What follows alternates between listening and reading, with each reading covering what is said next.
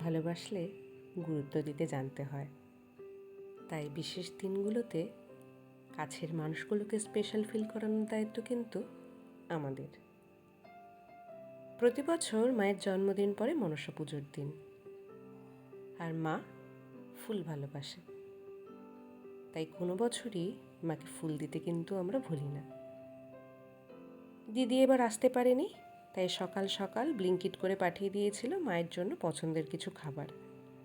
আর আমিও অফিস থেকে ফেরার পথে মায়ের জন্য পছন্দের কিছু জিনিস কিনে এনেছিলাম। পরিবার মানেই তো সুখে দুঃখে একসাথে থাকা, ভালোবাসা, এটাও আমাদের দায়িত্ব। তাই আমরা চেষ্টা করি প্রত্যেকের পাশে সব সময় থাকা, সকলকে ভালো রাখা, হাসি খুশি রাখা। নিজেরা ভালো থাকলে তবেই না অন্যের ভালো চাওয়া যায়।